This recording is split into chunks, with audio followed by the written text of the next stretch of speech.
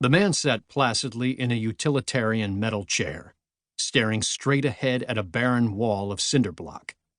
His arms were in his lap, but they showed no tension. No indication of what he knew was to come.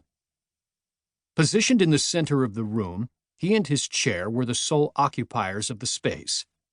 No desks, no bookshelves, and certainly no decorations on the rough concrete that surrounded him. Just him. The only break was a stainless steel pipe that hung above his head, with what looked like a shower nozzle on the end. Behind a thick pane of glass on the left wall, 3 men stared at him intently, waiting on the inevitable. Standing behind the 2 seated men, Dr. Chinmay Jung watched the soul inside the room and wondered, what goes through a man's mind when death is near and stalking? That was imprecise and not fitting of his scientific background. Not stalking. Coming in for the payment in full with the certitude of an avalanche. Not the death of a teenager in a car crash or a soldier in a gunfight, where both felt invincible right up until the windshield shattered or the bullet tore through the body, ripping the soul free in the span of a heartbeat. No, a death where one knew it was coming, staring you in the face, an inexorable slide to the abyss that one can't stop. What goes through a man's head? Did he think about his family? His life? A favorite memory? How could he sit there so patiently, knowing he was going to die? The inside of the room was cold, with condensation seeping through the walls. The same cold Dr. Chinmay Jung had dealt with his entire professional life, but he certainly hadn't expected to test his child on a living, breathing human being. He had enjoyed the scientific research he'd accomplished within these walls, but honestly, given a choice, he thought the manner of death he was about to impose as a result of his research to be grotesque. But that might not matter in an hour, because he would be forced to prove he'd succeeded, and would most likely die just like the man in the chair. He wondered if he'd go out with the same placid expression on his face, the same calm. The man in the chair wasn't chained to it. There was nothing keeping him in place. He was free to run around like a rat attempting to avoid a snake, shouting and yelling at the injustice. And yet, he did not. The only thing keeping him in the chair was his own shame.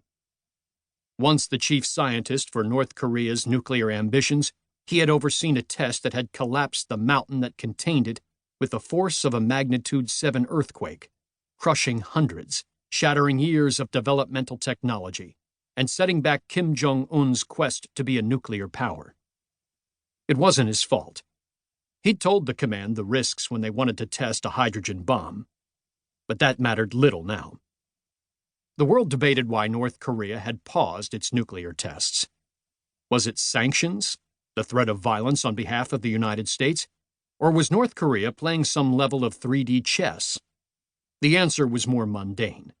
They simply couldn't, which made the supreme leader angry, leading to the application of blame, leading to the man in the chair. This execution served a dual purpose, as it was testing a new form of nerve agent, one that became inert after an hour of exposure to the atmosphere, something Kim Jong-un wanted very badly. Talking heads across the world theorized about North Korea's nuclear ambition, but they consistently missed the point of why Jong-un was working to achieve it. Nuclear weapons were a boogeyman only to the West, as there were plenty of ways to provide the same or greater deaths, and North Korea worked hard to achieve those goals as well. The world just didn't seem to care about that. North Korea had upward of 5,000 tons of chemical and biological munitions, enough to ensure more deaths than any number of nuclear bombs could accomplish. But their use came at a cost, as, once fired, they made the terrain uninhabitable, just like nuclear weapons. Kim Jong-un looked at the problem holistically and wanted a solution. The nuclear program was designed to keep the United States from conducting a preemptive attack, something the chemical and biological weapons had inexplicably failed to do. But his end goal was a reunified Korean peninsula under his command. To do that, he needed to kill a great many people, breaking the back of the despised South Korean regime. but not in such a way that he couldn't occupy the terrain afterward. Which is where Chin's research came in. He'd worked on the weapon for years, solely as a functionary of the North Korean state. He'd never thought about where it would be used, or more precisely, whom it would kill. Kim Jong-un had labeled every weapon he made with some outlandish title, but in this case, he'd kept it secret, calling it the same name as one of his ballistic missiles on the off chance it would end up in some intelligence chatter. Chin's weapon was called the Hwazong, like the Hwazong 12 missile, or the newly launched Hwazong 15, but unlike the missile systems, it wasn't given a number. It was given a color, red. The faceless bureaucrat next to the lone telephone in the control room said, "What are you waiting for?" Turning his eyes from the man in the chair, Chin wanted to say, "For you to get the hell out of my life." He couldn't, of course. The bureaucrat had the ear of the supreme leader, and as such, he held Chin's life in his hands. Chin said, "The command." "You have it." Chin leaned over the desk and pressed an innocuous red button, one of many on the control panel. He rose slowly, knowing what he was going to see. What was unknown was what he would feel in an hour.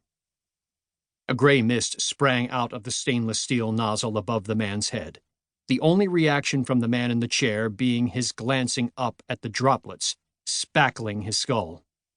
It spewed its odorless, colorless death for a fraction of a second, but it was enough. The three men in the control room leaned forward, too unsure of what they would see. One not wanting to see it.